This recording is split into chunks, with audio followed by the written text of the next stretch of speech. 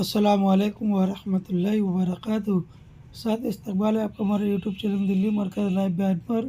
یہ بیان چل رہا ہے مولانا جمشید صاحب کا، تو آئیے ہم اور آپ مل کر سنتے ہیں اس بیان کو، مولانا کیا فرماتے ہیں اپنے اس بیان کے اندر۔ تو آئیے لے چلتے ہیں آپ حضرات کو بیان کی طرف۔ قابل احترام بزرگوں اور بھائیوں، اللہ جل جلالہ و عم نوالہ نے حضرت محمد صلی اللہ علیہ وسلم کی امت کو خیر امت فرمایا ہے۔ یہ امت خیر امت ہے، اور خیر امت کی بنیاد یہی ہے کہ اس امت کو جناب نبی کریم صلی اللہ علیہ وسلم نے اس ذمہ داری پر کھڑا کیا کہ یہ امت اللہ کے بندوں میں چل پھر کر اس بات کی محنت کرے کہ لوگ اللہ تعالیٰ کی مرضی والی رضا والے کاموں کی طرف آئیں اور اللہ کی ناراضگی کے کاموں سے بچنے والے بن جائیں۔ اس امت کی یہ ذمہ داری ہے ہر فرد کی۔ حضرت عمر رضی اللہ تعالیٰ عنہ فرماتے تھے کہ اس امت کے خیر امت کی جو جس آیت میں خیر امت فرمایا گیا ہے، ہمارے زمانے کے مسلمان ہیں، ہمارے زمانے کے لوگ ہیں، اس لیے کہ ہمارے زمانے کے 100% ہر مسلمان اس ذمہ داری کے ساتھ چل رہے ہیں۔ خیر امت، اس امت کو جو کہا گیا شرط کی بنیاد پر کہا گیا ہے کہ اگر یہ امت اس کام کو انجام دے رہی ہے، اللہ کے مرضی کے کاموں کی طرف لوگوں کو دعوت دینے والی ہے اور اللہ کے ناراضگی کے کاموں سے لوگوں کو ہٹانے والی ہے، تو پھر یہ امت خیر امت کہے جانے کے قابل ہے۔ اگر اس بغیر شرط کے اگر اللہ کی طرف سے یہ خطاب ہوتا تو پھر اس امت کے بارے میں کنتم خیر امت نہ کہا جاتا، بلکہ اللہ تعالیٰ فرماتے انتم خیر امت اخرجت للناس۔ حضرت عمر رضی اللہ تعالیٰ عنہ یہ بات فرمایا گیا۔ میرے بزرگوں،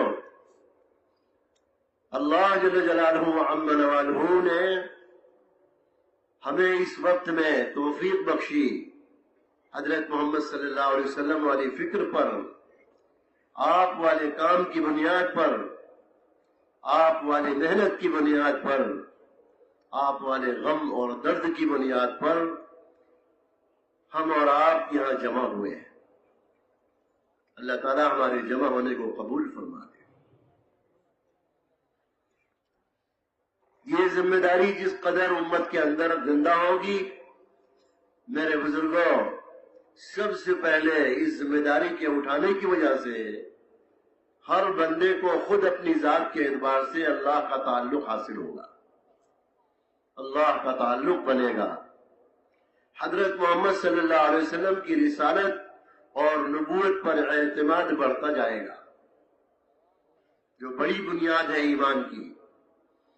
حضرت محمد صلی اللہ علیہ وسلم کی رسالت اور نبوت پر جس قدر دل کے اندر اعتماد بنے گا، آپ کی تعلیمات یقینی بنے گی، آپ کا لایا ہوا دین یقین میں آئے گا کہ ہماری دونوں جہان کی کامیابی حضرت محمد صلی اللہ علیہ وسلم کے لائے ہوئے مبارک دین کے اندر ہے۔ اللہ جل جلالہ عم نوالہ نے یہ بات قطعی طور پر یہ بات فرما دی کہ اگر اے روئے زمین کے بسنے والے انسانوں، اگر تم میری رضا چاہتے ہو تو میرے نبی کے دین کی تابعداری میں آ جاؤ، اور نبی کے دین کی تابعداری ایمان کے بقدر آئے گی، اور آپ کی رسالت و نبوت پر اعتماد کی بنیاد پر آئے گی۔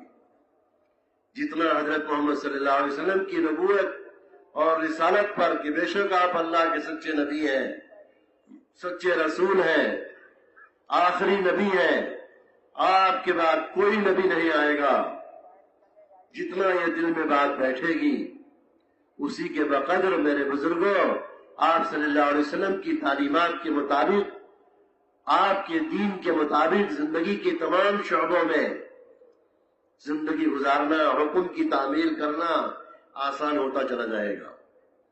حضرت محمد صلی اللہ علیہ وسلم کے دین میں دنیا نہیں چھڑائی گئی، اسباب نہیں چھڑائے گئے، اور آدمی کے اپنے دنیا کے مشغلے نہیں چھڑائے گئے، بلکہ اللہ رب العزت نے اپنے نبی کو دین دے کر حکم کی تعمیل کا مطالبہ کیا ہے کہ تاجر اپنی تجارت میں حکم کو پورا کرے، کاشتکار اپنی کاشتکاری میں حکم کو پورا کرے، دکاندار اپنی دکانداری میں حکم کو پورا کرے، ملازم اپنی ملازمت میں حکم کی تعمیل کے ساتھ چلے۔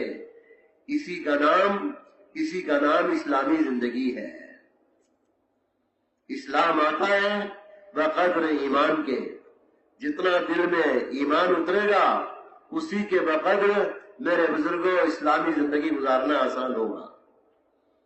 یہ دعوت و تبلیغ کی جو محنت ہے، یہ حضور اکرم صلی اللہ علیہ وسلم والی محنت ہے، یہ صحابہ والی محنت ہے۔ اللہ تعالیٰ نے قرآن کریم میں بہت واضح طریقے پر یہ بات فرما دی کہ اے میرے نبی، آپ کہہ دیجئے لوگوں سے کہ یہ میرا راستہ ہے کہ میں لوگوں کو اللہ کی طرف بلاتا ہوں، اور یہی میرے متبعین کا بھی راستہ ہے۔ متبعین کون لوگ ہیں؟ جو حضور صلی اللہ علیہ وسلم پر ایمان لائے ہیں۔ مفسرین نے یہی لکھا ہے، انا ومن اتبعنی انا ای ومن آمن بی، کہ میں اور وہ لوگ جنہوں نے میری اتباع کی، یعنی جو لوگ میرے اوپر ایمان لائے۔ میرے بزرگوں، اللہ جل جلالہ عم نوالہ نے جو ذمہ داری دعوت کی، اللہ کے بندوں کو توحید کی طرف بلانا، ایک اللہ کی طرف متوجہ کرنا، ایک اللہ کی وحدانیت کی طرف متوجہ کرنا، جو کام ہمارے نبی صلی اللہ علیہ وسلم کو دیا گیا، وہ جو ہے وہ توحید کی دعوت ہے اور رسالت کی دعوت ہے، نبوت کی دعوت ہے۔ آپ صلی اللہ علیہ وسلم نے رسالت کی طرف دعوت دی، نبوت کی طرف دعوت دی کہ بے شک میں اللہ کا سچا نبی ہوں، سچا رسول ہوں۔ یہ لا الہ الا اللہ محمد رسول اللہ کا کلمہ جتنا دل کے اندر اترے گا اسی کے بقدر میرے بزرگوں زندگی ایمانی بنے گی اور زندگی اسلامی بنے گی۔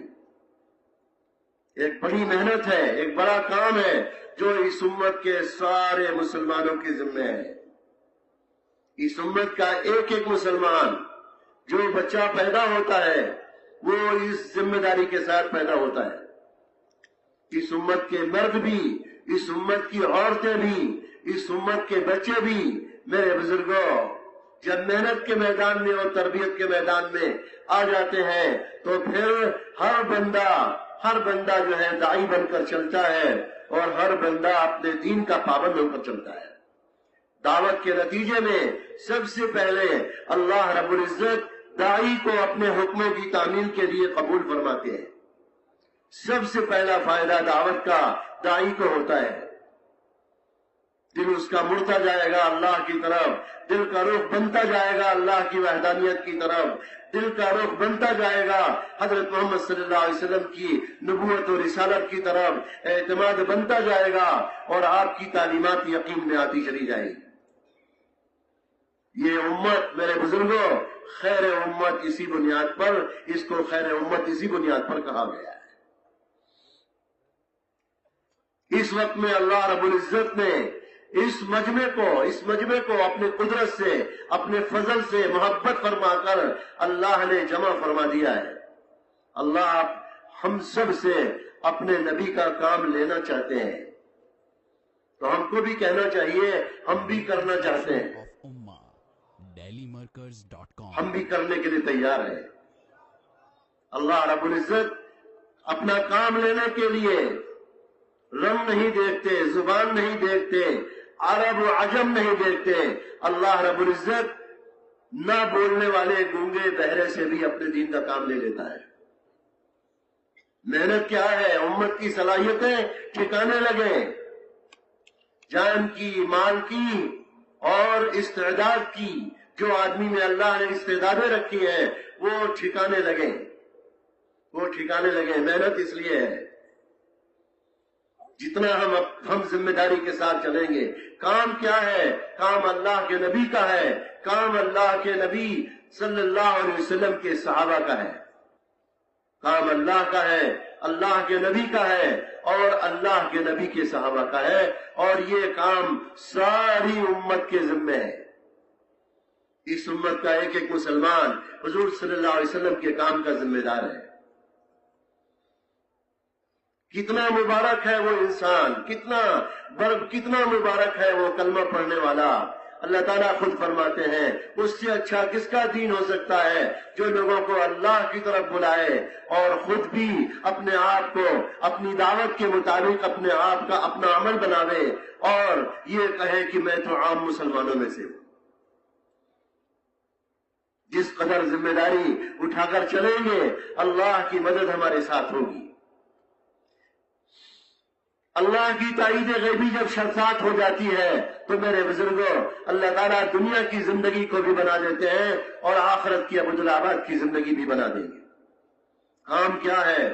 کام کو سمجھنا ہے، کام کو لینا ہے، کام کو کرنے کے لیے اپنے کو تیار کرنا ہے۔ حضرت مولانا یوسف صاحب رحمت اللہ علیہ فرماتے تھے کام کیا ہے؟ کام کو ڈھنگ سے کرو گے اور صحیح نہج پر کرو گے، صحیح نیت سے کرو گے، صحیح جذبے سے کرو گے، کام کو اپنا مقصد بناؤ گے، کام کو کام بناؤ گے تو دنیا کے بارے میں کیا سوچتے ہو؟ اللہ تعالیٰ 14 نسل کے فاقے دور کرے گا۔ کام وہ ہے، اور کام وہ ہے کہ اگر کام کو کام بنا کر چلے تو سب سے ادنا درجے کی جو نعمت ملے گی اللہ کی طرف سے وہ حسن خاتمہ کی نعمت ملے گی۔ کیا نعمت ملے گی؟ حسن خاتمہ کی، ایمان کے ساتھ، کلمے کے ساتھ دنیا سے جانا اللہ رب العزت نصیب فرمائے گے۔ کام ایک ذمہ داری ہے اور کام آسان ہے، کام وہ ہے جس میں اللہ کی مدد شامل حال ہے۔ اللہ تعالیٰ نے تسلی کے لیے فرمایا اے ایمان والو، اگر تم اللہ کے دین کا کام کرو گے، اللہ کے دین کے مددگار بنو گے تو آنے والے حالات سے متاثر نہ ہو جانا، بلکہ جو ہے یقین کرنا کہ اللہ کی مدد جس کام کے لیے میں کھڑا ہوا ہوں اللہ تعالیٰ کی مدد اس کے ساتھ ہے۔ گھبرانا نہیں، اللہ تمہاری مدد کرے گا، اللہ تمہاری مدد کرے گا۔ مولانا یوسف صاحب رحمۃ اللہ علیہ نے ایک موقع پر بیان فرمایا مجمع میں، اور وہ حدیث ذکر کی جو آنے والے امت کے ایسے حالات ہوں گے کہ دین پر چلنا اور دین کا کام کرنا اتنا مشکل ہوگا جیسے آگ کے انگارے کو ہاتھ میں لینا۔ اس موقع پر جناب رسول اللہ صلی اللہ علیہ وسلم نے فرمایا صحابہ سے کہ تمہارے میں کے لوگوں کی طرح سے 50 آدمیوں کے برابر اس زمانے میں ایک آدمی کو اجر دیا جائے گا۔ مولانا یوسف صاحب رحمۃ اللہ علیہ نے آگے فرمایا سنو، جس طرح سے اللہ کی طرف سے اب اللہ کے نبی نے یہ وعدہ کیا اور یہ بتا دیا کہ جو ہے 50 صحابی کے برابر اجر دیا جائے گا، ایسے ہی آنے والے اس دن کے ایمان والوں کا ایمان زیادہ کمزور ہوگا، مسلمان زیادہ کمزور ہوں گے اور اللہ کی زیادہ مدد کے محتاج ہوں گے۔ اللہ تعالیٰ 50 صحابی کے برابر مدد بھی کرے گا۔ یا ایھا الذین آمنوا ان تنصروا اللہ ینصرکم، یا ایھا الذین آمنوا ان تنصروا اللہ ینصرکم، اے ایمان والو اگر تم اللہ کے دین کی مدد کرو گے تو حالات سے متاثر نہ ہونا، اللہ تمہاری مدد کرے گا اور تمہارے قدموں کو جما دے گا۔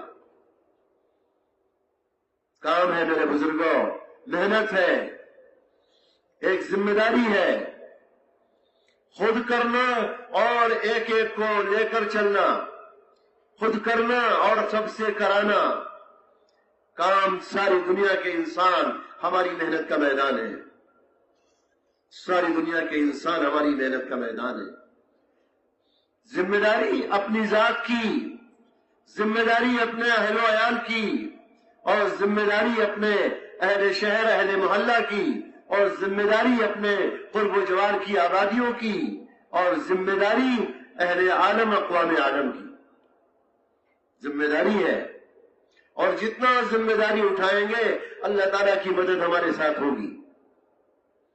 ذمہ داری اٹھانے کے بقدر اللہ تعالیٰ کی مدد ہمارے ساتھ ہوگی. اور یہ مبارک محنت ملک مال کی بنیاد پر نہیں ہے. مولانا یوسف صاحب فرماتے تھے ملک مال کی بنیاد پر یہود و نصارہ پروگرام بناتے ہیں. میرے بزرگوں، یہ مبارک کام اللہ کے بھروسے پر ہوگا. کس کے بھروسے پر؟ اللہ کے بھروسے پر ہوگا. کام لینے پر آئے تو پھر رنگ بھی نہیں دیکھتے. حضرت بلال کالے تھے، ہونٹ موٹے موٹے تھے، اور شکل بھی اچھی نہیں تھی، اور حبشہ کے رہنے والے عجمی انسان تھے. اللہ کے نبی صلی اللہ علیہ وسلم نے اللہ کے نبی صلی اللہ علیہ وسلم نے ان کی شادی کرائی عرب لڑکی سے. اور اللہ نے کس مقام پر ان کو پہنچایا. جب اللہ کے نبی کو جنت کی زیارت کرائی گئی تو حضرت بلال کے جوتوں کی آواز اللہ کے نبی نے جنت میں سنی تھی. آپ نے فرمایا بلال تمہارا کیا عمل ہے، تمہارا کون سا عمل ہے جس کی وجہ سے تم کو جو ہے جنت میں تمہارے جوتوں کی آواز سنی. فرمایا حضور اور تو میرا کوئی عمل نہیں، اتنا ضرور ہے کہ میں اکثر اوقات باوضو رہتا ہوں، اور جب میرا وضو ٹوٹ جائے تو میں جو ہے تازہ وضو دوسرا کر کے 2-4 رکعت نماز پڑھ لیتا ہوں. یہی حضرت بلال ہے.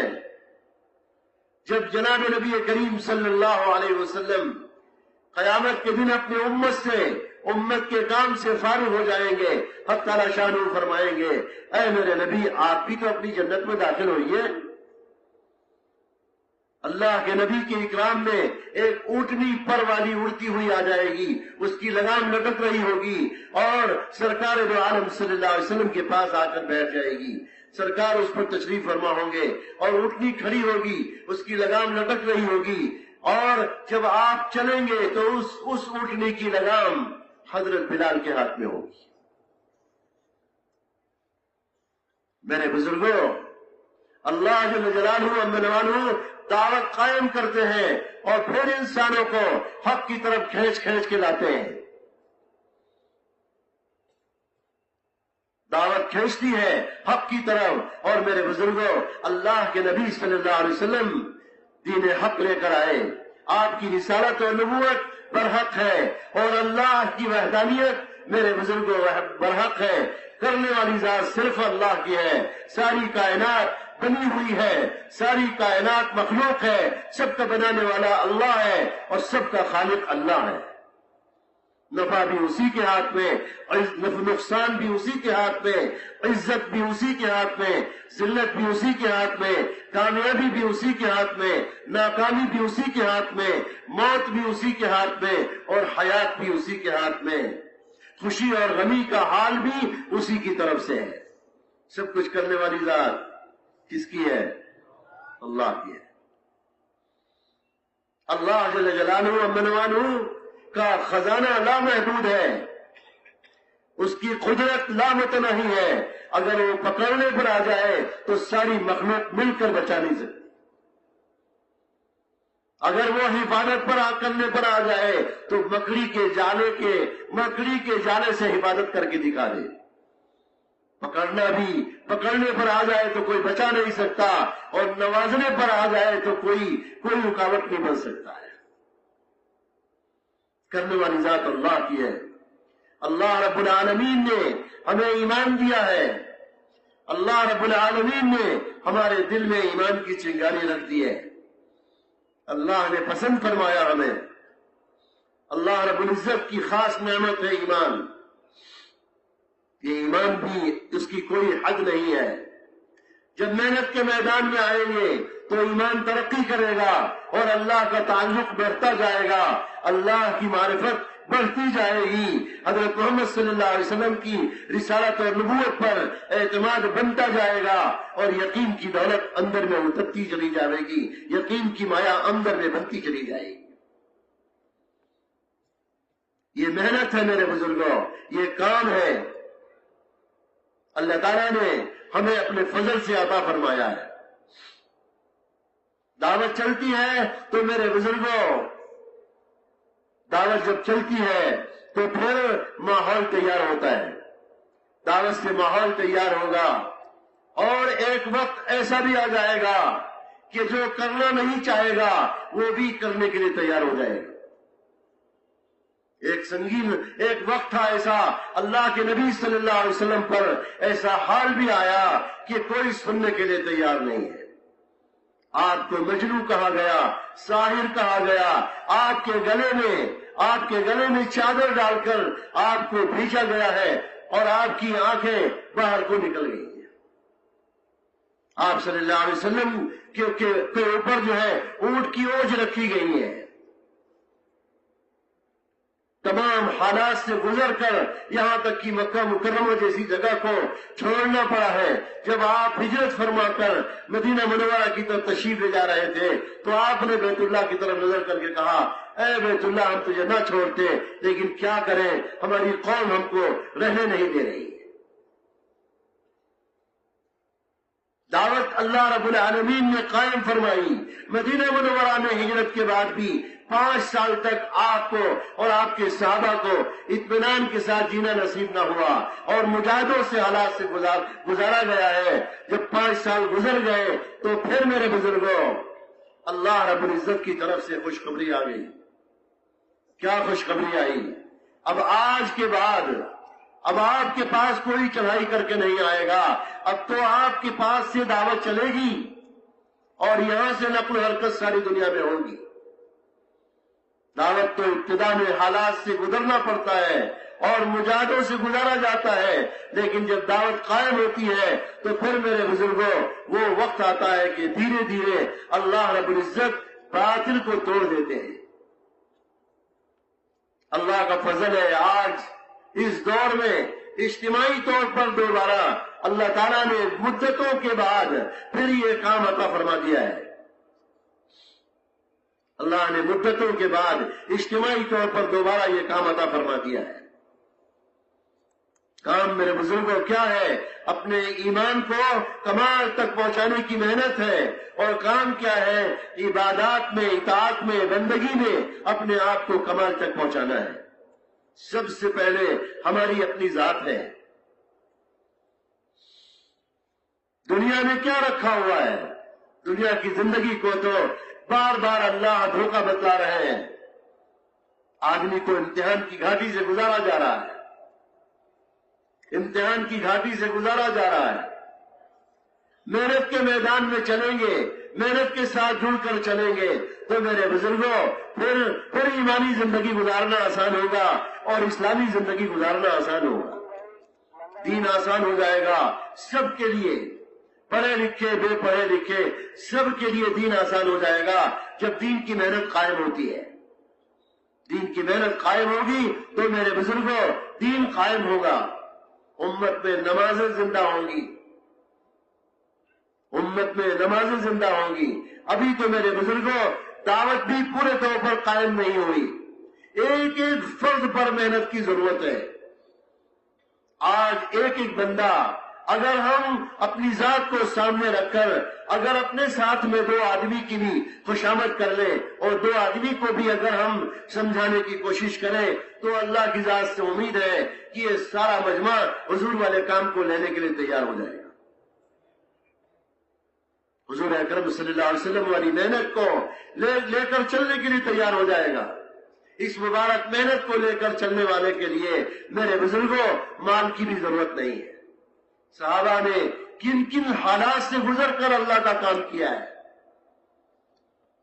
سفر میں سواریاں نہیں ہیں، پیدل چل رہے ہیں، جوتے نہیں ہیں، گرم ریتوں پر پیر میں چترے لپیٹ کر اللہ کی راہ میں چل رہے ہیں۔ اللہ رب العزت نے اس مبارک محنت کے راستے سے ایمان کا وہ درجہ ان کو عطا فرمایا، اور میرے بزرگوں، اندر میں اللہ کا تعلق اس درجے کا اللہ تعالیٰ نے عطا فرما دیا کہ قدرت ان کے ساتھ ہو گئی، قدرت ان کے ساتھ ہو گئی۔ جس قدر مشاہدے کے تاثرات دلوں سے نکلیں گے، مخلوق کا تاثر دل سے نکلے گا، مخلوق کا یقین دل سے نکلے گا، میرے بزرگوں خالق کا یقین و تاثر دل کے اندر پیدا ہوگا، میرے بزرگوں پھر کیا ہوگا؟ اللہ تعالیٰ کائنات کے نقشوں کو مسخر کریں گے۔ عقبہ ابن نافع فہری رضی اللہ تعالیٰ عنہ مدینہ منورہ سے ایک لمبا سفر کر کے مراکش تک پہنچے، بڑے بڑے جنگلات سے گزرتے ہوئے، قیروان کے جنگل کو پار کرتے ہوئے، جبکہ اس سارے جنگل میں اور لمبا چوڑا جنگل 3000 کلومیٹر کا جنگل ہے، ان جنگلات میں شیر ہے، ہاتھی اور دیگر اور جانور، موذی جانور، پھاڑ کھانے والے جانور۔ عقبہ ابن نافع فہری رضی اللہ تعالیٰ عنہ نے آواز لگائی، 3 دن کے اندر جنگل کو خالی کر دو، تو ساری مخلوق جو جنگل میں بس رہی تھی جنگل کو خالی کر دیا۔ اللہ رب العالمین نے دعوت کی محنت میں اپنا تعلق اس درجے کا رکھا ہے کہ اگر جو ہے یہ بندہ اگر اللہ کی مخلوق کو آواز دے دے تو مخلوق بھی اس کی آواز سن لے۔ عبداللہ ابن عمر رضی اللہ تعالیٰ عنہ مدینہ منورہ میں ہیں اور ایک جگہ سے گزر رہے تھے، دیکھا دونوں طرف راستے پر لوگ کھڑے ہیں، کیا بات ہے؟ کہا بیچ میں راستے میں شیر بیٹھا ہوا ہے۔ عبداللہ ابن عمر رضی اللہ تعالیٰ عنہ نے فرمایا اچھا، اندر داخل ہوئے اور پہنچے اس شیر کے پاس، اس کا کان پکڑا، انگوٹھے سے دبایا اور اس کو اٹھایا اور یہ کہا اٹھ کے کھڑا ہو جا، تو نے راستے میں گزرنے کے لیے راستہ روک رکھا ہے اور جگہ بدل لے۔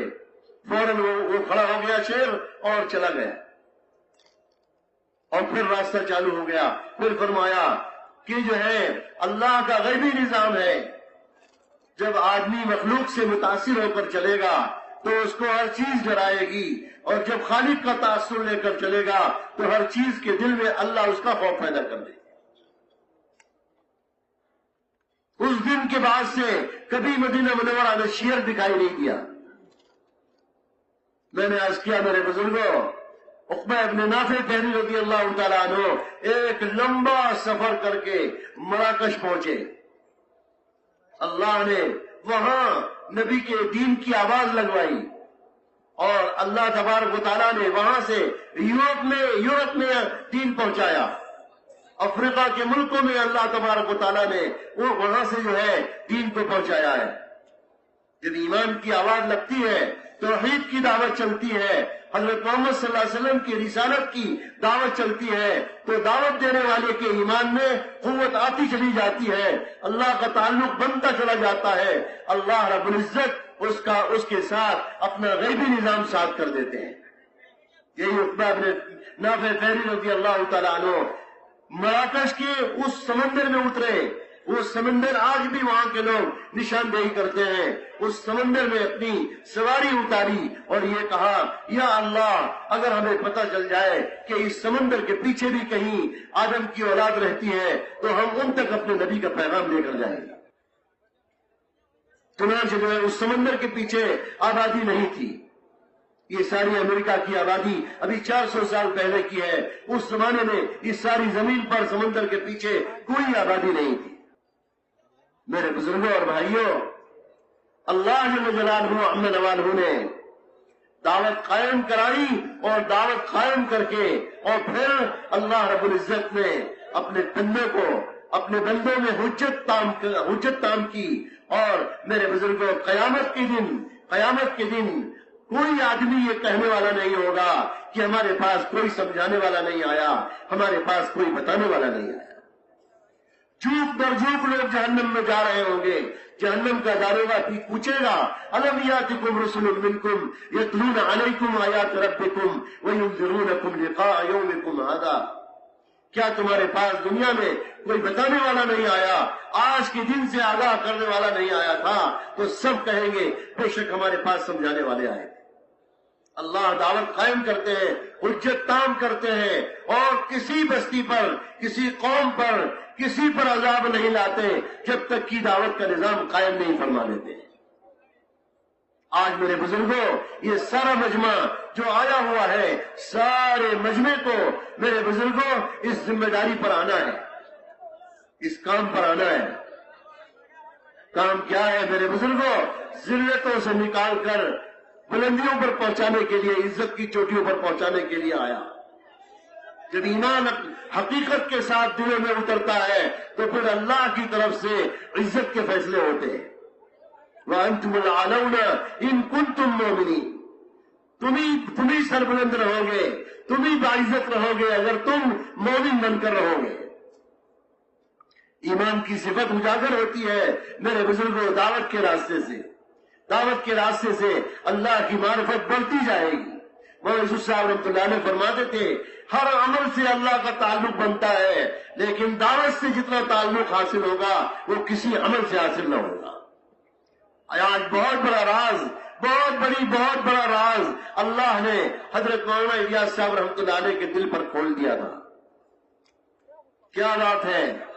कर्न अव्वल में जब नमाज का फरीजा आया तो कोई एक आदमी भी नमाज छोड़ने वाला नहीं था, एक बंदा भी कोई नमाज छोड़ने वाला नहीं था। और जिनके ऊपर बदनुमा दाग निफाक का लगा हुआ था, जिनको हुजूर जानते थे और हुजूर सल्लल्लाहु अलैहि वसल्लम के राजदार हजरत हुज़ैफा जानते थे, वो मुनाफिकीन भी अपने निफाक को छुपाने के लिए, उलमा ने लिखा है 7 वक्त की नमाज पढ़ते थे। निफाक को छुपाने के लिए 7 वक्त की नमाज पढ़ते थे, 5 वक्त की पंजगाना और 1 चाश की नमाज और 1 तहज्जुद की नमाज। मुनाफिकीन भी अपने निफाक को छुपाने के लिए 7 वक्त की नमाज पढ़ते थे। आज मेरे बुजुर्गों, जब मेहनत छूटी है तो ईमान की सतह बहुत नीचे आ गई। मौलाना यूसुफ साहब रहमतुल्लाह अलैह फरमाते थे, ईमान पे नुकसान और ईमान में ज़ौक़, ईमान में नुकसान फौरन नहीं आता है। मुद्दतों से मेहनत छूटने के बाद मुसलमानों के माशरे का, हुकूक का दीन कमजोर हो जाएगा। मामलात में कमाइयों का हलाल हराम इसकी तमीज कमजोर पड़ जाएगी, फिर अखलाक में कमजोरी आ जाएगी, इबादत में कमजोरी आएगी, और फिर क्या होगा? जहनों में इर्तिदाद घूमने लगेगा, फिर उसके बाद जुबानों पर इर्तिदाद आ जाएगा। जब मेहनत छूटती है तो मेरे बुजुर्गों माहौल में इर्तिदाद की शक्लें पैदा हो जाती हैं, और जब मेहनत चालू हो जाती है, मेहनत चलती है, तो फिर दायरा इस्लाम वसी होता है, दायरा इस्लाम वसी होता है। जब दावत कायम होती है तो मेरे बुजुर्गों इस्लाम की तरफ आमद का रास्ता बनता चला जाता है। जिस कदर ईमान वाला, कलमा पढ़ने वाला अपने आप को मेहनत के मैदान में उतारेगा, मेरे बुजुर्गों ईमान में भी कमाल आएगा, नमाज भी इसकी जानदार होगी, इबादतें इसकी सारी अपनी असल पर आएंगी। हाँ, नमाज हो, रोजा हो, हज हो, ज़कात हो और दीगर अमाल जिसको उलमा ने इबादत में शुमार किया है, सारी इबादत अपनी असल पर आएंगी और इबादतों के असरात जिंदगी पर पड़ते हैं। नमाज का असर जिंदगी पर पड़ेगा। नमाज जितना अंदर में सही होगी, अपने जाहिर और बातिन के एतबार से जितनी नमाज ठीक होगी, उतना ही मेरे बुजुर्गों दीन के कायम होने की शक्लें पैदा होती चली जाएंगी। इसीलिए नमाज के बारे में सरकार ने फरमाया कि वो ऐसी नमाज पढ़ो जैसी मुझे पढ़ते देख रहे हो। सल्लू कमा रअयतमूनी उसल्ली। नमाज भी जिस तरह से ईमान सीखने की चीज है और कुरान सीखने की चीज है, ऐसे ही नमाज भी सीखने की चीज है। جناب نبی کریم صلی اللہ علیہ وسلم کی خدمت اقدس میں حضرت جبریل علیہ السلام 12 مرتبہ آئے صرف نماز کو سکھانے اور بتانے کے لیے۔ آج ہمارے ماحول میں ایمان سیکھنے کا بھی ماحول نہیں، قرآن سیکھنے کا بھی ماحول نہیں، اور میرے بزرگوں اور ایسی ہی نماز سیکھنے کا بھی ماحول نہیں۔ صحابہ کہتے ہیں ہم قرآن کیسے سیکھتے تھے؟ قرآن کی 10 آیتیں سیکھتے تھے، ان آیتوں کو حروف اور مخارج کے اعتبار سے صحیح پڑھنا سیکھتے تھے۔ پھر اس کے بعد یہ آیت کس موقع پر نازل ہوئی اور اس میں کیا حکم اتارا گیا ہے ہم اس کو سمجھتے تھے، پھر اس پر عمل کرتے تھے۔ پھر اس کے بعد جو ہے اگر اس میں کسی چیز سے روکا گیا ہے تو ہم اس سے رکتے تھے، جس چیز سے روکا گیا ہے اس سے رکتے تھے۔ پھر آگے دوسری 10 آیتوں کے سیکھ کا سبق لیتے تھے اور دوسری 10 آیتیں سیکھتے تھے۔ قرآن سیکھنے کی ترتیب یہ تھی، اگر قرن اول کا نقشہ ہمارے سامنے ہو اور قرن اول میں جن بنیادوں پر اللہ کے رسول صلی اللہ علیہ وسلم نے جن بنیادوں پر امت کو کھڑا کیا تھا اور جن بنیادوں پر امت کو لے کر چلے اللہ کی رہبری میں، میرے بزرگوں اگر وہ بنیادیں اس زمانے میں امت مسلمہ میں اگر زندہ ہو جائیں تو میرے بزرگوں پھر اللہ رب العزت اس امت کو ذلت سے نکال کر عزت کی بلند چوٹی پر پہنچا دے۔ اللہ تبارک و تعالیٰ نے عزت اپنے غیبی خزانے میں رکھی ہے، اور نبی کے لائے ہوئے دین اور شریعت کے راستے سے ایمان والوں کے اندر کی طاقت کی بنیاد پر اللہ رب العزت عزت کے فیصلے کرتے ہیں۔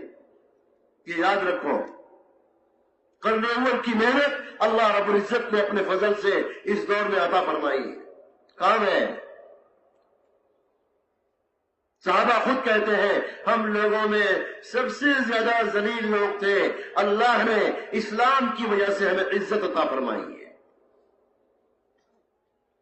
صحابہ کرام وہ لوگ ہیں جن کو اللہ نے اپنے نبی کے زمانے کے لیے منتخب کیا تھا، اپنے نبی کی فیض صحبت کے لیے۔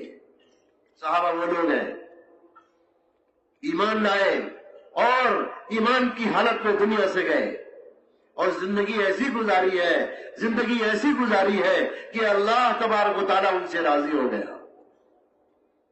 جس قدر اسلام آیا، جس طرح سے اوامر اور احکامات نازل ہوتے گئے اور جن جن چیزوں سے روکا گیا، میرے بزرگوں اس کا بہترین نمونہ بن کر تیار ہو گئے۔ اللہ تعالیٰ نے قرآن کریم میں فرمایا رضی اللہ عنہم ورضوا عنہ، اللہ ان سے راضی ہو گیا اور وہ بھی اللہ سے راضی ہو گئے۔ حجۃ الوداع میں قرآن کی آیت نازل ہوئی، اليوم اکملت لکم دینکم واتممت علیکم نعمتی ورضیت لکم الاسلام دینا، آج میں نے دین مکمل کر دیا اور اپنی نعمت کا اتمام کر دیا اور اپنی رضا اسی دین میں رکھ دی۔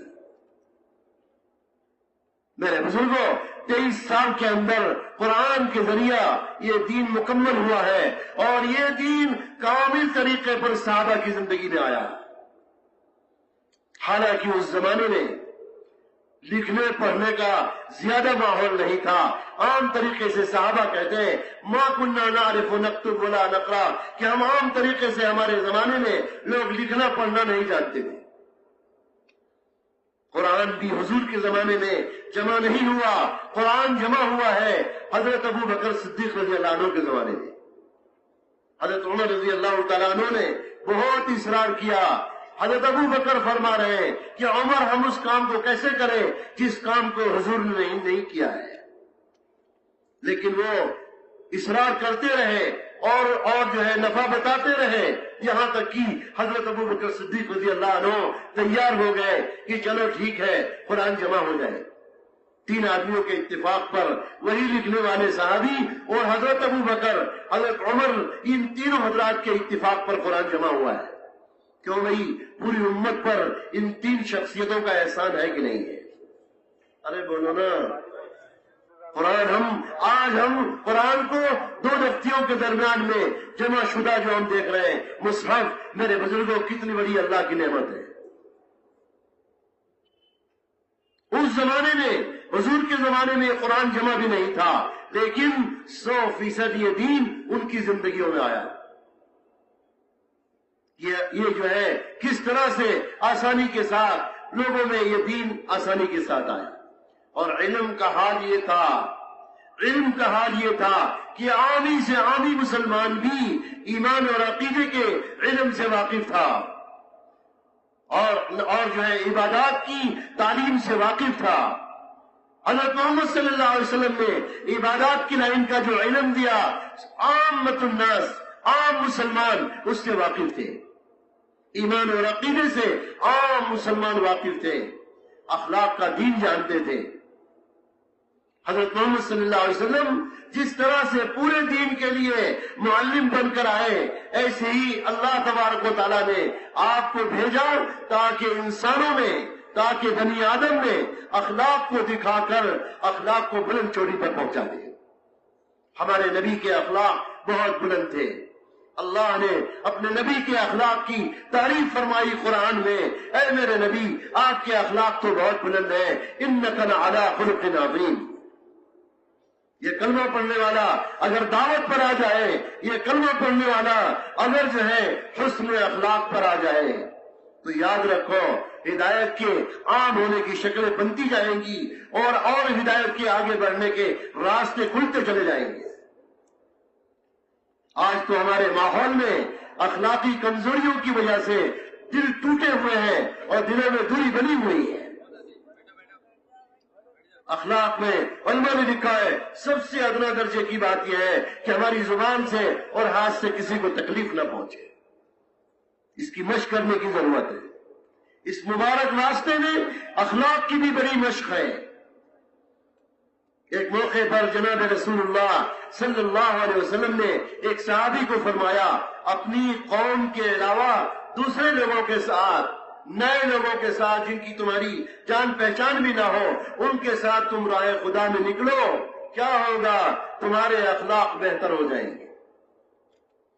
اس راستے میں جیسے ایمان سیکھا جائے گا، اس راستے میں جیسے نماز سیکھی جائے گی اور نماز کی حقیقت اندر میں اتاری جائے گی، اسی طرح سے میرے بزرگوں حضرت محمد صلی اللہ علیہ وسلم کی تعلیمات جس میں فضائل کا علم ہے، فضائل کا علم ایمانیات کی لائن کا علم ہے، یقین کی بنیادیں درست ہوں گی، مشاہدوں سے یقین ہٹے گا، اور نبی کی قرآن حدیث، نبی کے ذریعہ قرآن حدیث کی جو خبریں دی گئی ہیں اس پر یقین پیدا ہوگا۔ جب مشاہدے کا تاثر اور یقین دل سے نکلتا ہے، پھر اللہ رب العزت اس مشاہدے کے تاثرات کو دل سے نکال کر اور پھر اس کو مسخر بھی کرتے ہیں۔ فضائل کا علم بڑی اہمیت رکھتا ہے۔ فضائل کا علم گھر گھر میں داخل ہو۔ ایمانیات کی لائن کا علم ہے، وعدے اور وعیدوں کی لائن کا علم ہے، وعدوں کے راستے سے جو قرآن حدیث کے ذریعے وعدے کیے گئے ہیں، ان وعدوں کے راستے سے میرے بزرگوں دلوں میں یقین پیدا ہو، اللہ تعالیٰ کی نصرتیں، اس کی مددیں اور اللہ کی طرف سے جو وعدے ہیں اس کا یقین پیدا ہو، اور جو اس سے کیا ہوگا؟ عمل کرنے کی استعداد پیدا ہوگی۔ بڑے بڑے مجاہدے کے عمل آسان ہوتے جائیں گے، اور وعیدوں کی لائن کے علم سے میرے بزرگوں پھر آدمی میں استعداد پیدا ہوگی گناہوں سے رکنے کی۔ اگر گھر گھر میں تعلیم پہنچے تو باہر کا ماحول، کوئی ماحول نقصان نہیں پہنچائے گا۔ دور صحابہ میں گھر کی تعلیم کس طرح سے تھی؟ گھروں میں قرآن کے حلقے، اجتماعی طور پر قرآن کے حلقے، اور جو بات مسجد میں قرآن حدیث کی بات سنی، حضور کے زمانے میں بھی اور بعد کے زمانوں میں بھی جو بات مسجد میں سنی، بغیر کتاب کے گھر والوں کو پہنچاتے تھے، گھر والوں کو دیتے تھے۔ گھر والوں کو قرآن دینا، سکھانا، اور گھر والوں کو جو بات قرآن حدیث کی سنی ہے مسجد میں وہ اپنے گھر والوں کو سناتے تھے۔ یہ اس زمانے کی تعلیم تھی۔ جو علم مسجد سے لیتے تھے میرے بزرگوں، وہ علم اپنے گھر کے بال بچوں کو دیتے تھے. اسی لیے اس زمانے میں جس طرح سے مردوں میں دین آیا، اسی طرح سے عورتوں میں بھی دین آیا، اور اسی طرح سے بچوں میں بھی دین آیا. ابھی تو ہم نے گھر کی تعلیم کو ابھی لیا بھی نہیں ہے. 5 اعمال کے ساتھ گھر کی تعلیم، قرآن کا سیکھنا سکھانا. آج کتابوں کے ذریعہ فضائل سنائے جا رہے ہیں. فضائل اعمال و صدقات، منتخب حدیث باری باری کر کے ایک ایک دن ان کتابوں میں سے سننا بڑا زبردست ذخیرہ ہے، بڑی زبردست نعمتیں ہیں یہ میرے بزرگوں. یہ جو کتابیں ہیں اور جو ہے اس علم کو اپنے گھر والوں کو دینا. آج تو کوسوں دور ہو گئے، کبھی سننے کو بھی نہیں ملتا کہ حقوق کا دین کیا ہے. لوگ دلوں میں اپنے حقوق کو چھپائے ہوئے ہیں اور کراہ کر دنیا سے جا رہے ہیں. یاد رکھو، اگر حق کے دین میں اگر اہتمام پیدا نہ ہوا، اور اگر ملک مال سے یقین نہ ہٹا، اور اللہ کے نبی کی باتوں پر یقین پیدا نہ ہوا، تو قیامت کے میدان میں حق والے آئیں گے اور نیکیوں میں سے وزن کر کے ان کا حق پورا کیا جائے گا. نیکیاں پہاڑ کی طرح سے جمع کر لی ہے. حج بھی ہے، روزہ بھی ہے، نماز بھی ہے، زکوٰۃ بھی ہے، اور عمرہ بھی ہے، دیگر اور کار خیر ہے، نیکیاں ہیں. ساری نیکیاں پہاڑ کی طرح سے حق والے آئیں گے، اپنے حق کا مطالبہ کریں گے. قیامت میں کوئی چیز دینے کو نہ ہوگی، نیکیاں ان کے حق کے برابر وزن کر کے ان کے نام اعمال میں ڈالی جائیں. نیکیاں ختم ہو گئیں، حق پورا نہ ہوا تو ان کے جتنے جس درجے کے حقوق ہوں گے ان کے گناہ وزن کر کے ان کے حصے میں ڈال دیے جائیں گے. اکرام مسلم کا جو باب ہے فضائل کی کتاب میں منتخب حدیث میں، ذرا سنیے تو وہ حدیثیں عام طریقے سے آپ کو سننے کو بھی نہ ملے ہوں گی. حقوق کا دین، جناب نبی کریم صلی اللہ علیہ وسلم نے حقوق کا دین بتلایا ہے.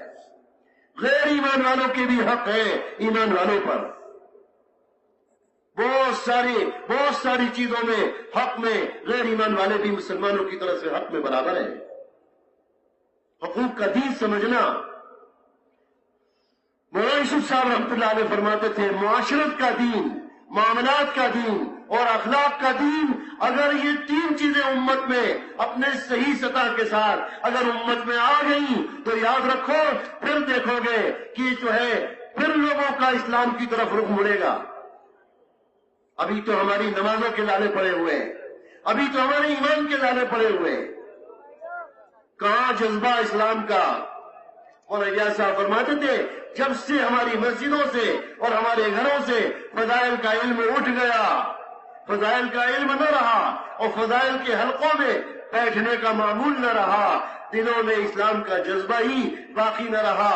فرماتے تھے اسلامی جذبات پر موت آ گئی، کوئی جذبہ نہ رہا. بازاروں کے جذبات ہیں، کپڑے لتے کے جذبات ہیں، دکان اور جو ہے دنیا کی زیب و زینت کے جذبات ہیں کہ بڑی بڑی مارکیٹوں میں لوگ 12 بجے، 1 بجے، 2 بجے رات کو اپنے بال بچوں کو لے کر مارکیٹوں میں جاتے ہیں.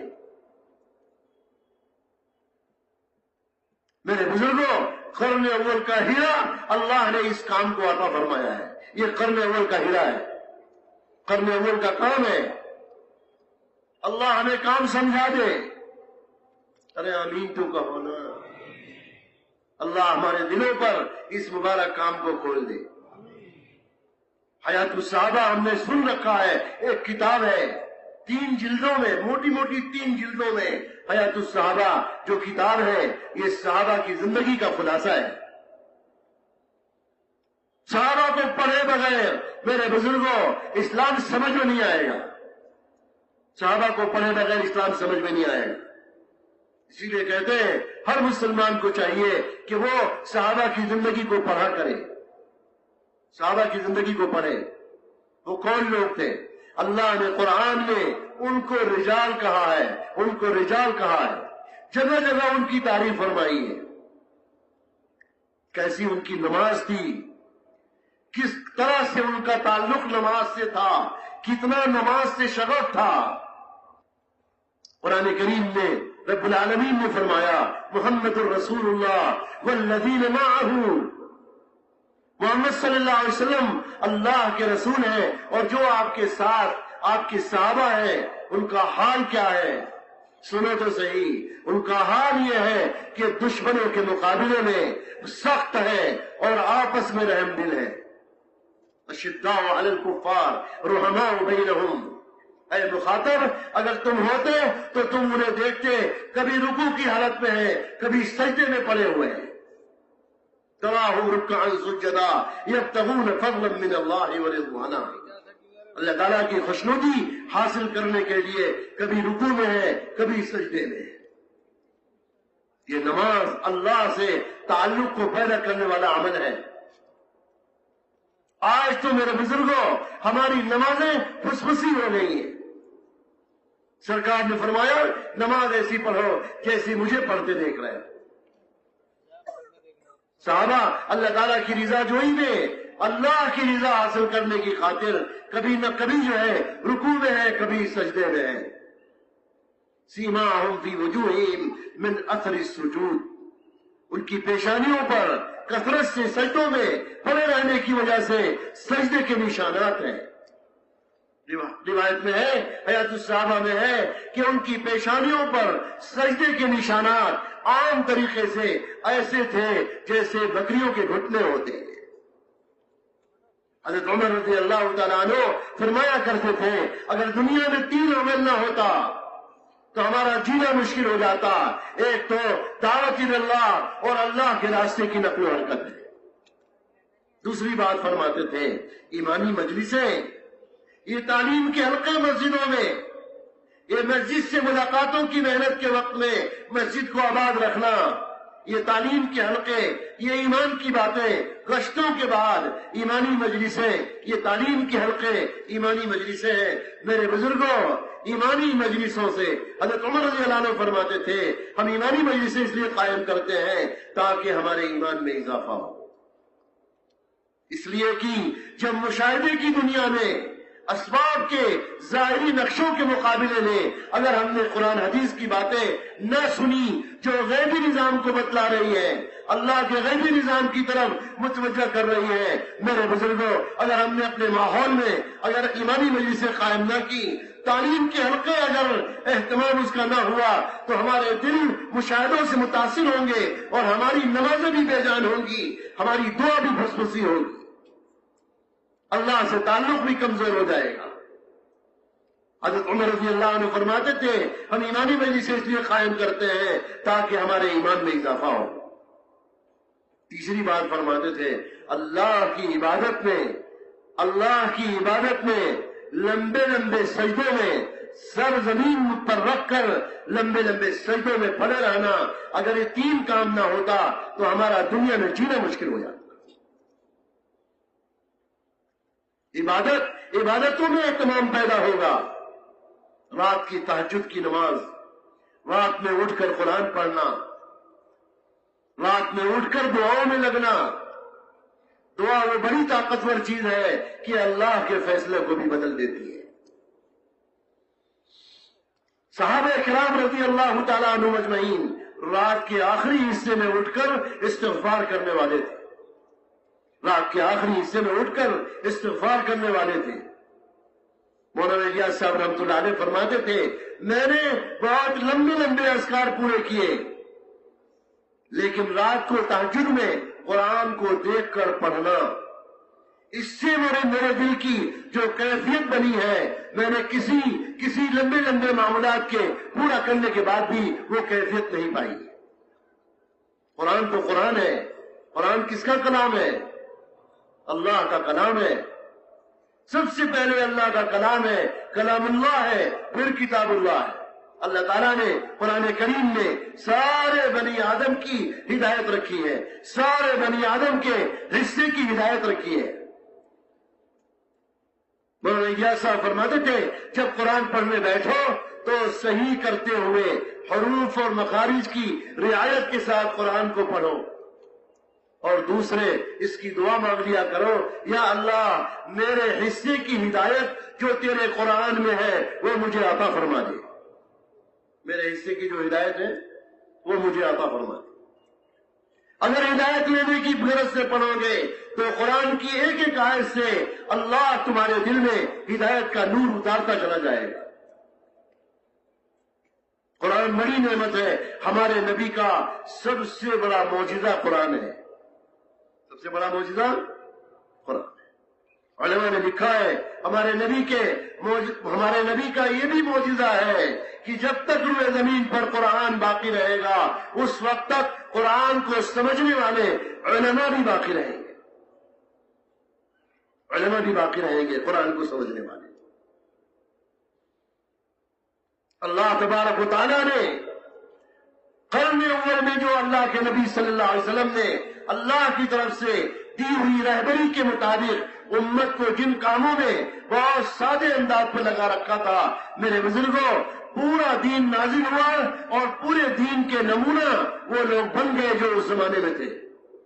کتابوں کا دور نہیں تھا، حدیثیں تو جمع ہوئی ہیں محدثین کے زمانے میں، حدیثیں جمع ہوئی ہیں محدثین کے زمانے میں، قرآن جمع ہوا ہے صدیق اکبر کے زمانے میں، اور دین ایمانیات کے اعتبار سے اور اسی طرح سے عبادات کے اعتبار سے، اخلاق کے اعتبار سے، معاملات کے اعتبار سے، معاشرت کے اعتبار سے یہ پورا دین میرے بزرگوں ان کی زندگی میں آیا، اور اس کا علم بھی ایک ایک مسلمان کی زندگی میں آیا، اس کا علم بھی آیا اسی سادے انداز پر جس زمانے میں لکھنے پڑھنے کا ماحول نہیں تھا، اس زمانے میں میرے بزرگوں اللہ تعالیٰ نے حضور کے زمانے ہی میں امت میں سے چھانٹا اپنے علم کے لیے، اپنے نبی والے علم کے لیے، اور 100 علماء نے لکھا ہے 130 صحابی حضور کی حیات ہی میں علم کے اس بڑے مقام پر آ گئے کہ فتویٰ دینے کی استعداد پر آ گئے۔ اللہ نے نبی کے سفر میں اور حضر میں ساتھ رہنے والے لوگوں میں سے منتخب کیا 130 لوگوں کو کہ علم کے اس مقام پر پہنچے، قرآن حدیث کی اللہ نے وہ سمجھ عطا فرمائی کہ فتویٰ دینے کی استعداد پر آ گئے، فتویٰ دینے کی استعداد پر۔ اور ازواج مطہرات امہات المومنین میں حضرت ام سلمہ رضی اللہ تعالیٰ عنہ اور حضرت عائشہ رضی اللہ عنہ، ان دونوں کو بھی اللہ تعالیٰ نے اتنا علم دیا، حضور صلی اللہ علیہ وسلم کی باتیں سنتے ہوئے اور آپ کی باتیں محفوظ کرتے ہوئے کہ دونوں میں اللہ نے فتویٰ دینے کی استعداد کا علم عطا فرما دیا۔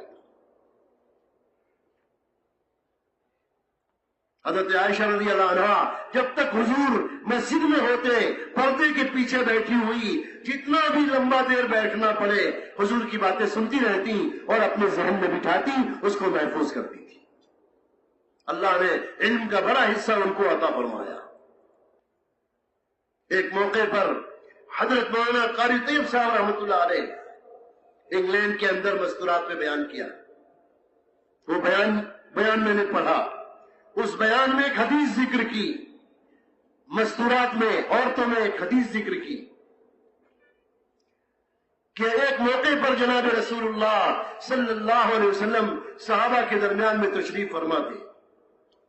آپ نے فرمایا کہ سنو، جتنا علم اللہ کی طرف سے آیا تم نے میرے ساتھ رہ کر سفر و حضر میں، اس کا آدھا تو تمہارے پاس ہے، اور سنو اس کا آدھا تمہاری ماں عائشہ کے پاس ہے، آدھا تمہاری ماں عائشہ کے پاس۔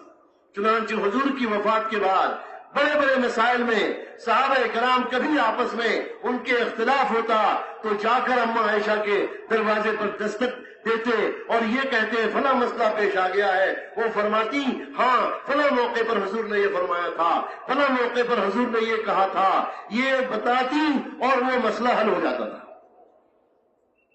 کس قدر اس امت کے اوپر جو دین آیا ہے، کس قدر امت کے مردوں کا بھی حصہ ہے اور کس قدر عورتوں کا حصہ ہے، اور کس قدر اس مبارک دین میں، اس کی حفاظت میں، علم میں اور عمل میں اور دین میں کس قدر اس امت کی قرن اول کی مردوں اور عورتوں کا حصہ ہے۔ حضرت خدیجہ رضی اللہ عنہا عورت ذات ہیں، اور سب سے پہلی بیوی ہے اللہ کے رسول صلی اللہ علیہ وسلم کی، اور سب سے پہلی ماں ہے سارے مسلمانوں کی اور امت مسلمہ کی۔ سرکار دو عالم صلی اللہ علیہ وسلم جب پہلی وحی نازل ہوئی ہے جبل حرا پر، حضرت جبریل نے آ کر اب جو ہے دبوچا ہے، اور اس موقع پر سورہ اقرا لے کر آئے، 3 مرتبہ دبوچا، اور اس کے بعد آپ کی حالت بہت خراب تو ضرور ہو گئی، لیکن سورہ اقرا آپ نے پوری پڑھ لی۔ جب آپ اس پہاڑ سے جبل حرا سے واپس آئے، آپ کی طبیعت پر بڑا اثر تھا۔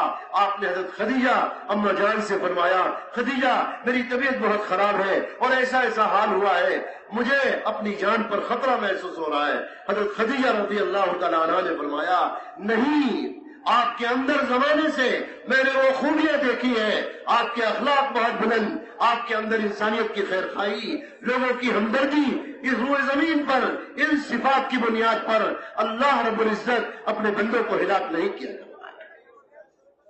سب سے پہلا دلاسا نبوت ملنے کے بعد، جبکہ حضور صلی اللہ علیہ وسلم کو بھی اپنے نبوت کے بارے میں، نبی بنائے جانے کے بارے میں علم نہیں ہو سکا تھا، میرے بزرگوں سب سے پہلا دلاسا حضرت خدیجہ ام المومنین نے دلاسا دیا تھا۔ کس قدر حصہ ہے اس دین میں، کس قدر حصہ ہے اس دین کے اندر حضرت خدیجہ رضی اللہ عنہا۔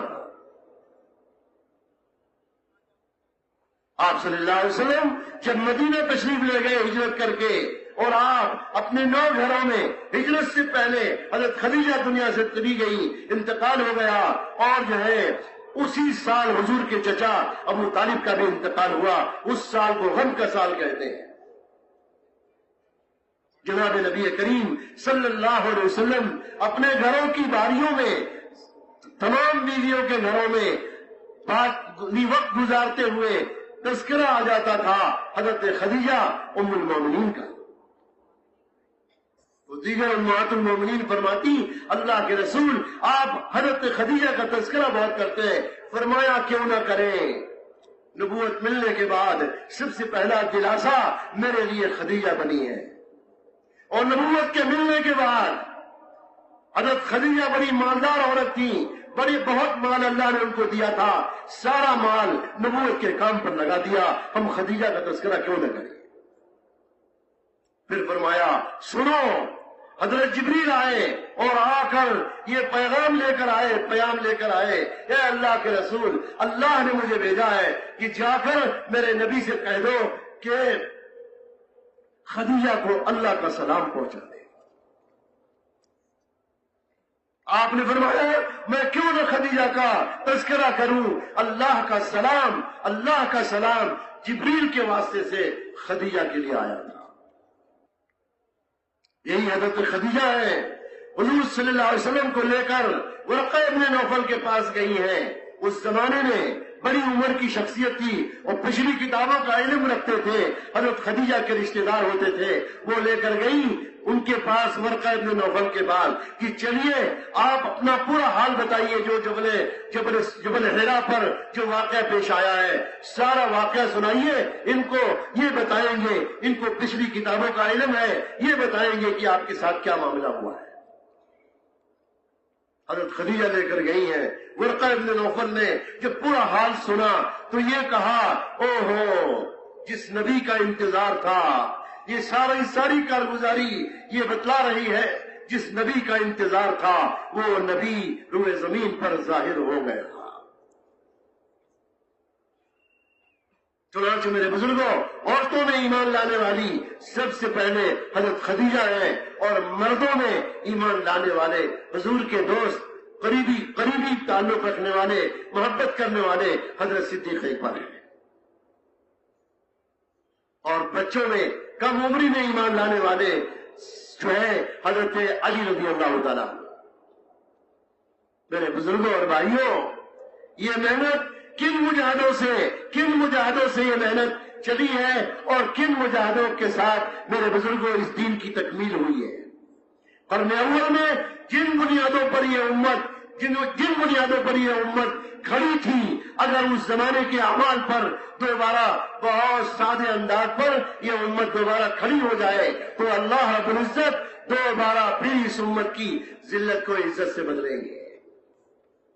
तंगियों को कुशादगी से बदलेंगे और अल्लाह ताला का गैबी निजाम इस उम्मत के साथ हो जाएगा।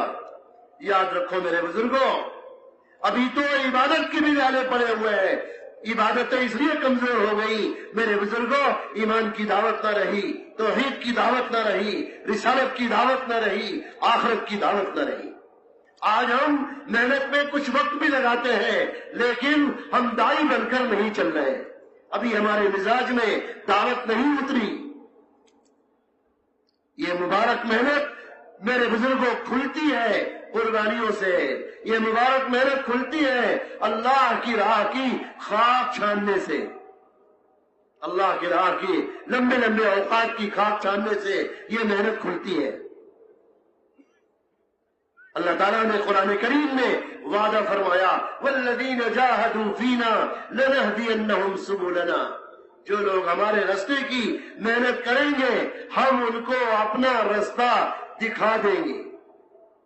अल्लाह के रास्ते की जद्दोजहद और मेहनत से मेरे बुजुर्गों अल्लाह का रास्ता समझ में आता चला जाएगा।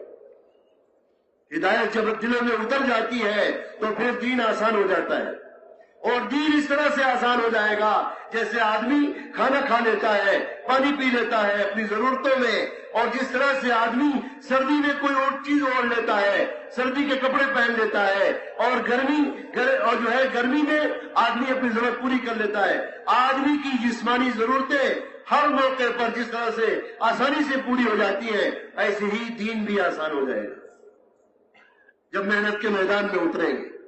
और मेहनत आमी से आमी आदमी के लिए भी आसान है, बेपढ़े से बेपढ़े लिखे आदमी के लिए मेहनत आसान है। मौलाना इलियास साहब रहमतुल्लाह अलैह ने मेवात के उस आदमी से कहा जिसको तबलीग का लफ्ज नहीं आता था, जब हजरत ने फरमाया जाओ जाओ तबलीग करो, जाओ बाहर दावत दो लोगों को, तो तबलीग के लफ्ज को उस आदमी ने तबलीग कहा था कि तबलीग किसको कहते हैं। जिनको अल्फाज नहीं आते थे मेरे बुजुर्गों, अल्लाह रब्बुल इज्जत ने उनसे भी अपना काम लिया है। काम लेने वाली जात किसकी है? अल्लाह की है। सोचो तो सही, कहां कहां से लोग आए, सुहैब रूम से आए, सलमान फारिस से आए, कहां कहां से ठोकरें खाते हुए मदीने पहुंचे हैं। हजरत सलमान फारसी रज़ी अल्लाह ताला अन्हु फारिस में रहते थे। इनके वालिद आग के पुजारी थे, उनका बड़ा इबादत खाना था। हजरत सलमान बड़े हुए, उनके वालिद चाहते थे ये मेरा बेटा ये इबादत खाना संभाले। हजरत सलमान फरमाते अपने हाथ से तो आग जलाई और उसी आग की इबादत हो, ये मेरे दिल में बैठने की नहीं। आग की पूजा हो, आग की इबादत हो। एक दिन ऐसा हुआ कि उनके वालिद ने उनको बहुत बहुत मारा पीटा। देखा कि इसकी कोई तवज्जो नहीं इधर, तो बहुत मारा पीटा। बेजार होकर घर से निकल गए और अपनी जगह से सफर करते करते मुल्क शाम पहुंच गए। मुल्क शाम में एक ताजिर के यहां कुछ थोड़ी सी उजरत पर वहां उसके यहां गुलाम हो गए, गुलामी की जिंदगी गुजारने लगे। और दिल में यह था कि हक रास्ता मुझे चाहिए और दीन हक मुझे चाहिए। सही रहबरी के लिए परेशान थे। कोई भी रहबर बन जाए, कोई भी मुझे बता दे दीन हक क्या है, सही रास्ता क्या है। अगर ये दिल में हिदायत की तरफ दिलों में अगर पैदा हो जाए तो मेरे बुजुर्गों अल्लाह की तरफ से भी हिदायत की शक्ल पैदा हो जाए। हिदायत बड़ी नेमत है। हजरत सलमान रज़ी अल्लाह ताला अन्हु बहुत दिनों तक वहां गुलामी करते रहे और पूछते रहे। एक पादरी के पास गए जिनको पिछली किताबों का इल्म था, उनके पास, राहिब के पास पहुंचे, उनसे पूछा दीन हक क्या है, तो उन्होंने दूसरे के पास भेजा, जाओ उनसे पूछो, वो सही रहबरी करेंगे।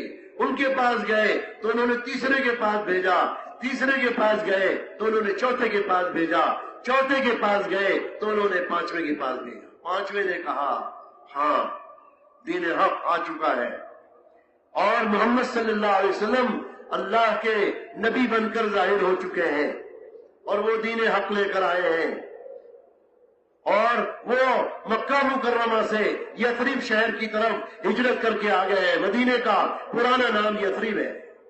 ہجرت کر کے آ چکے ہیں. جاؤ ان کا دین قبول کر لو, وہ دین حق ہے. کیوں بھائی اللہ نے حضرت محمد صلی اللہ علیہ وسلم کا دین ہم کو عطا فرمایا ہے کہ نہیں عطا فرمایا؟ کہو الحمدللہ. سوچو تو صحیح کن کن حالات سے انسان گزر کر اور کن کن مجاہدوں سے گزر کر حق اور ہدایت کی طرف آئے. دعوت چلتی ہے ایک ماحول میں. مکہ مکرمہ میں صحابہ نے جو تکلیفیں اٹھائی ہیں, مجاہدے کیے ہیں, گھر سے جو بے گھر ہوئے ہیں, میرے بزرگوں اللہ رب العزت نے اس کو قبول فرمایا اور آدمی دور ہے اور ہدایت کی شکل اللہ پیدا کر رہا ہے. جب جو ہے اللہ کے دین کے لیے مجاہدہ کیا جاتا ہے, تکلیفیں برداشت کی جاتی ہیں, تو اللہ رب العزت اس روئے زمین پر انسانوں کے لیے دین حق کی طرف مڑنا اور دین حق کی طرف آنا اللہ اس کی راہیں آسان کر دیتے ہیں. سلمان فارسی رضی اللہ تعالیٰ عنہ, اب ان کو فکر پیدا ہوئی کہ ہم کیسے مدینہ منورہ پہنچے. لمبا راستہ ہے, 1500 کلومیٹر کا راستہ ہے, کیسے جائیں؟ اور وہ بھی ایک جگہ غلامی کر رہے ہیں, ایک جگہ غلام بنے ہوئے ہیں. ایک تاجر کو اللہ نے بھیجا مدینہ منورہ سے تجارت کا مال لینے کے لیے ملک شام بھیجا, اور وہاں پہنچا وہ تاجر, وہ جو ہے جہاں وہ غلام تھے, انہوں نے سامان دکھایا اور جو ہے چیزیں دکھائیں, انہوں نے خریداری کی. جب خریداری پوری ہو گئی تو اس نے کہا کہ بھائی اس غلام کو بھی بیچ دو, میں اسے بھی لے جانا چاہتا ہوں. اس آدمی نے کہا نہیں, ہم غلام کو نہیں دے سکتے. انہوں نے بہت پیسہ پیش کیا, بڑی رقم پیش کی, یہاں تک کی وہ راضی ہو گیا. اب دیکھیے حضرت سلمان رضی اللہ عنہ کے لیے مدینہ پہنچنے کی شکل پیدا ہو رہی ہے. اصل مرکز کی طرف اللہ رب العزت کھینچ کے لوگوں کو لا رہے ہیں.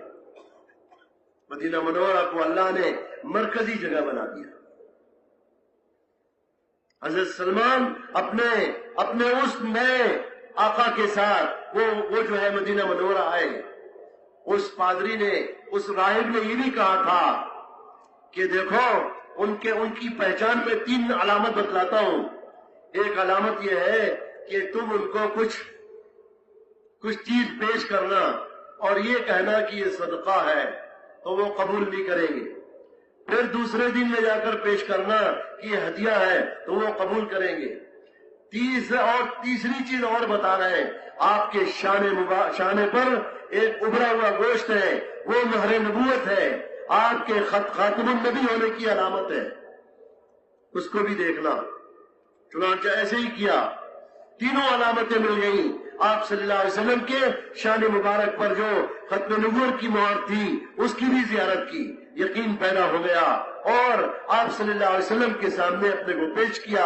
آپ صلی اللہ علیہ وسلم نے ان کو دعوت دی اور انہوں نے کلمہ پڑھا. اپنے آقا سے اجازت لے کر آئے تھے.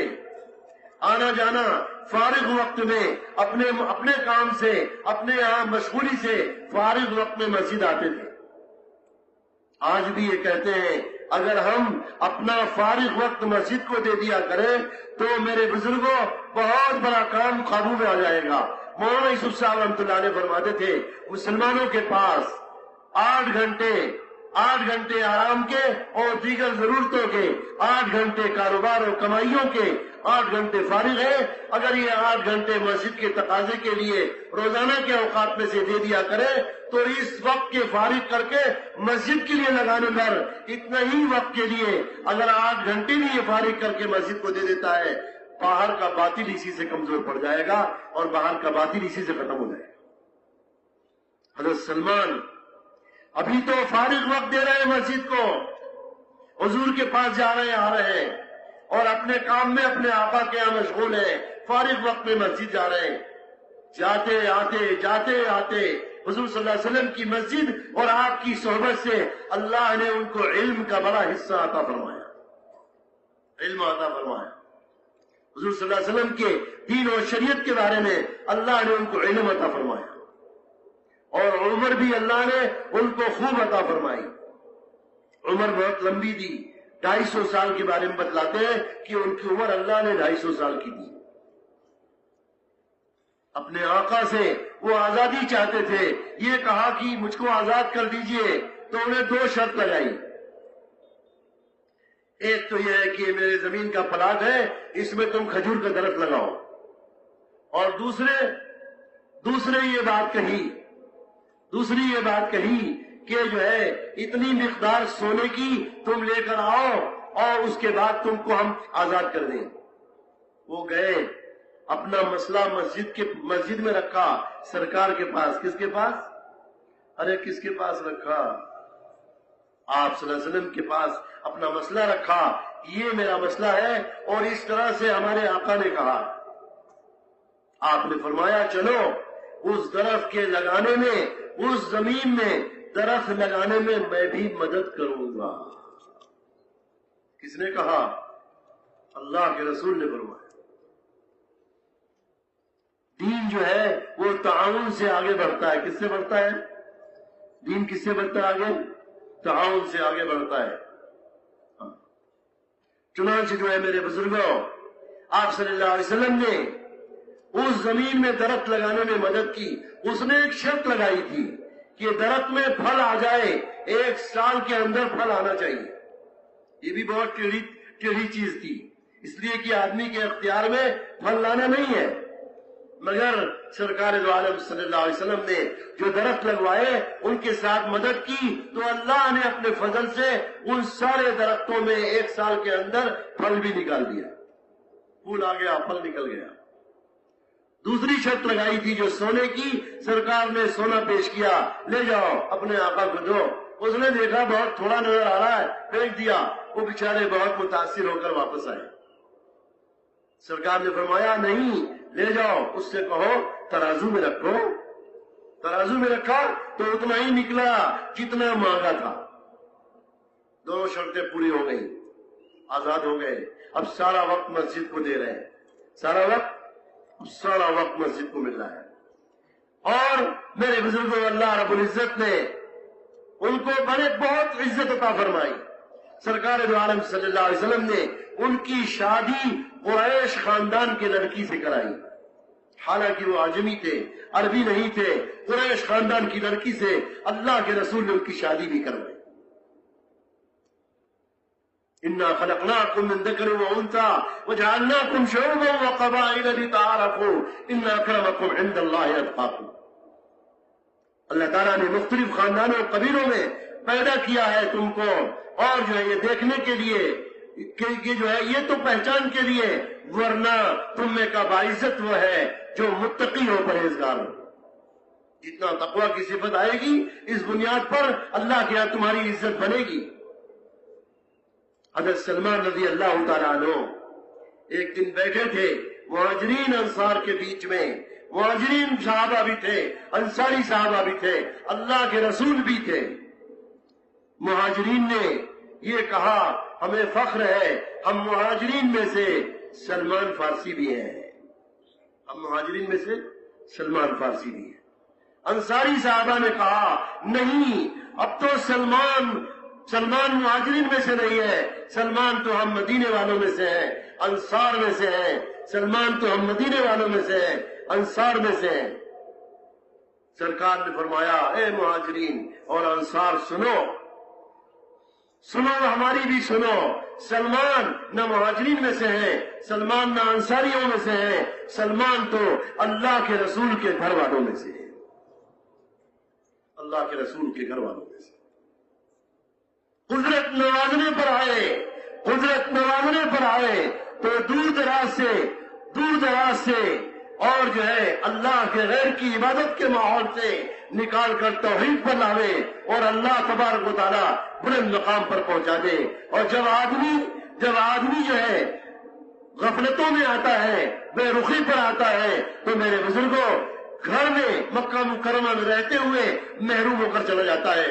نبی کا ساتھ دینے والا وہ بندہ جو حضور کے چچا سرکار نے فرمایا کہ جس آدمی نے مجھ سے اس کلمے کو قبول کر لیا جس کو میں نے اپنے چچا پر پیش کیا، میرے چچا نے اس کلمے کو میری طرف لوٹا دیا، وہی کلمہ نجات کا کلمہ ہے. جس دن اللہ کے رسول کی وفات ہو رہی ہے، رات کے وقت میں 2 مکے کے سردار بیٹھے ہوئے ہیں. کیا ابو طالب مرتے مرتے باپ دادا کا دین چھوڑ دو گے؟ ادھر جو ہے سرکار جب ادھر سے وہ خاموش ہو جاتے ہیں تو سرکار فرماتے ہیں کہ چچا جان میرے کان میں کلمہ کہہ لیجئے، قیامت میں میں گواہی دے دوں گا، قیامت میں میں گواہی دے دوں گا. یہاں تک کہ چچا جان یہ کہتے ہوئے چلے گئے میں اپنے باپ دادا کے دین پر دنیا سے جا رہا ہوں. سرکار کو بڑا غم ہوا، آپ صلی اللہ علیہ وسلم کو بڑا غم ہوا. اللہ تعالیٰ نے قرآن نازل کیا، اے میرے نبی آپ جس کو ہدایت دینا چاہیں نہیں ہدایت دے سکتے، ہدایت دینا تو ہمارا کام ہے. ہدایت دینا کس کا کام ہے؟ میرے بزرگوں اور بھائیوں، یہ کام قرن اول کی محنت ہے، یہ کام قرن اول کا کام ہے، قرن اول کا ہیرا ہے.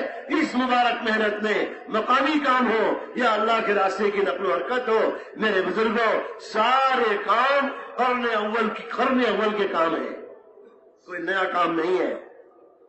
مولانا الیاس صاحب رحمۃ اللہ علیہ فرماتے تھے اللہ تعالیٰ نے مجھے قرن اول کا ہیرا عطا فرمایا ہے.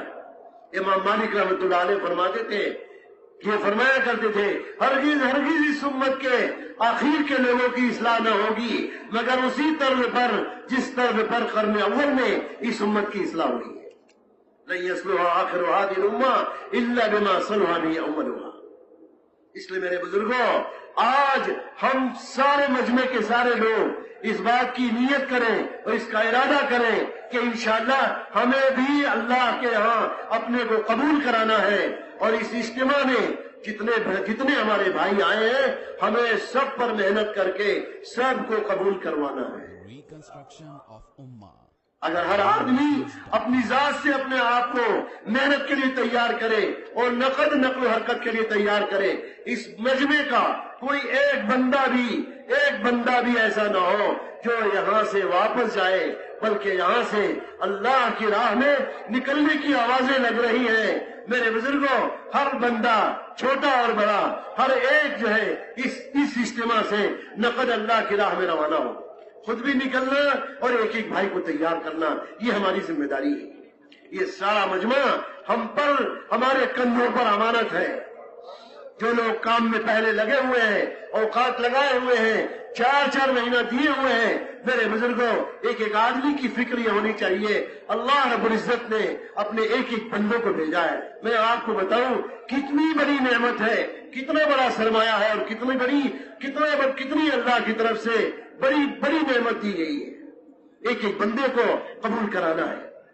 مولانا الیاس صاحب کا زمانہ ہے، ایک آدمی مسجد میں داخل ہوا مغرب کے وقت میں، استقبال میں ایک ذمہ دار بیٹھے ہوئے تھے، بڑے عالم تھے، بعد میں بڑے عالم ہوئے، اپنے ملک کے مفتی اعظم ہوئے، وہ استقبال میں بیٹھے تھے. مغرب کی نماز ہو چکی، ایک آدمی مسجد میں داخل ہوا اور پانی پی کر چلا گیا. مولانا الیاس صاحب اس آدمی کے بارے میں بے چین ہو گئے کہ کسی آدمی نے اس بندے سے بات نہیں کی. چنانچہ جو ہے جن کی ڈیوٹی تھی، جن کو ذمہ داری دی گئی تھی، وہ مغرب کی نماز پڑھ کے اوابین پڑھنے میں لگ گئے. اب آواز لگائی تو وہ فارغ ہو کر آئے، جلدی سے فارغ ہو کر آئے. فرمایا ایک آدمی آیا اور تمہاری ذمہ داری تھی اور وہ آدمی چلا گیا، اس کو کسی نے دعوت نہیں دی، اس سے کسی نے بات نہیں کی. ایک آدمی اپنے اندر صلاحیت رکھتا ہے. چنانچہ جو ہے انہوں نے یہ کہا حضرت آپ ہی تو ہمیں نفل پڑھنے کی ترغیب دیتے ہیں، جیسے ہم نے سب نے آج مغرب کے بعد اوابین کی 6 رکعتیں پڑھی. وہ بھی کہہ رہے تھے حضرت میں اوابین پڑھ رہا تھا. آپ فرمایا، مولانا الیاس صاحب نے فرمایا کہ مفتی صاحب قیامت کے دن اگر اس آدمی کے بارے میں مجھ سے اور تم سے سوال ہو جائے کہ تم نے اس کو دعوت کیوں نہیں دی، تو کیا ہم اللہ تعالیٰ کی ناراضگی سے اپنی اوابین پیش کر کے نکل سکتے ہیں؟ یہ فرمایا تھا جناب رسول اللہ صلی اللہ علیہ وسلم۔ ہجرت کی 3 راتیں انتہائی سخت مجاہدوں سے گزر کر جب آپ باہر نکلے ہیں اور مدینے کی طرف چلے تو آپ اندازہ لگائیے مکہ مکرمہ کے بڑے بڑے لوگ بڑے بڑے انعام کے وعدے کیے گئے، ان انعامات کے وعدوں پر سرکار کی تلاش میں لگے ہوئے ہیں، غار کے منہ پر پہنچ گئے ہیں، اور اللہ رب العزت نے وہاں مکڑی کے جالے سے غار کے منہ پر ڈلوا کر حفاظت کی، اور دوسرے کبوتری بھیج کر انڈا دلوا کر اللہ نے حفاظت کی۔ ان تمام حالات سے گزرنے کے بعد جب آپ مدینے کے لیے چلے ہیں تو 2 راستہ ہے، ایک راستہ مدینے کی طرف جا رہا ہے، دوسرا بھی مدینے کی طرف جا رہا ہے، مگر ایک دور کا ہے ایک قریب کا ہے۔ رہبر نے کہا قریب والے راستے پر 2 ڈاکو رہتے ہیں، آپ نے فرمایا ڈاکو والے راستے سے لے چلو، ہو سکتا ہے اللہ پاک ان کو اسلام عطا فرما دے۔ جیسے وہاں پہنچے ویسے ہی وہ دونوں ڈاکو آ گئے، آپ نے ان کا نام پوچھا، آپ نے ان سے بات چیت شروع کی، اللہ نے دونوں کے دل میں حضور کی نبوت اور رسالت پر اللہ نے ان کے دل میں انشراح پیدا کر دیا اور آپ کی بات مان لی اور کلمہ پڑھ لیا۔ آپ سوچو تو صحیح، اگر ہم ذمہ داری کے ساتھ اپنے آپ کو بھی ذمہ دار سمجھتے ہوئے اپنے اپنے خطے اپنے حلقے میں ایک پر اگر ہم توجہ ڈالیں، محنت کریں تو 100% یہ مجمع اللہ کے راستے میں روانہ ہو جائے گا۔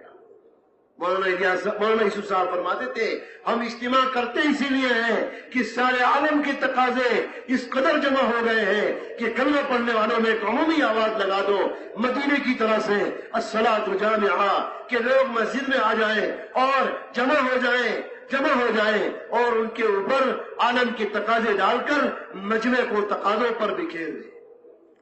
یہ سارا مجمع تیار ہے؟ ارے تقاضوں پر چلنے کے لیے تیار ہے؟ اللہ تعالیٰ سب کو قبول فرما۔